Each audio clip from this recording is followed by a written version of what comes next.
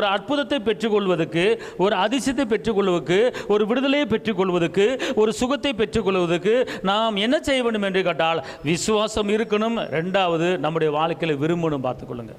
அதாவது விரும்பணும், விசுவாசிக்கணும் அப்படின்னு கேட்டால் ஒரே நேரத்தில் விரும்பணும், ஒரே நேரத்தில் விசுவாசிக்கணும் அப்படி இல்லை.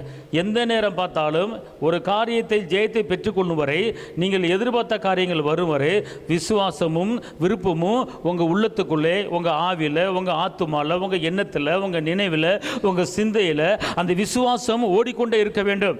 அந்த விருப்பம் ஓடிக்கொண்டே இருக்க வேண்டும். இன்றைக்கி ஜெபிக்கிறோம், இன்றைக்கி விசுவாசிக்கிறோம், இன்றைக்கி விரும்புகிறோம், இதோடு விட்டுறக்கூடாது. நம்ம என்ன செஞ்சிடறோம், விசுவாசிக்கிறோம், விரும்புகிறோம், விட்டுறோம், அடுத்த நாளைக்கு வேறு கேட்டகரிக்கு போயிடுறோம். அப்படி கிடையாது.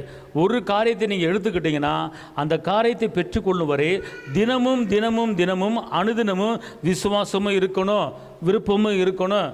இப்போ லூக்கா 18ஆம் அதிகாரத்தில் ஒரு விதவை என்ன பண்ணுறா, எனக்கும் எதிராளிக்கு நியாயம் செஞ்சு வைங்க என்று தினமும் போய் அலட்டு கொண்டே இருக்கிறாள், தினமும் தொந்தரவு பண்ணி கொண்டே இருக்கிறாள். அப்படி தொந்தரவு பண்ணுவதனால இவள் ஓயாமல் என்னை ஆட்டுகிறபடியால் நியாயம் செய்வேன்னு சொல்லி அந்த அநீதியுள்ள மனுஷன் சொல்கிறான்.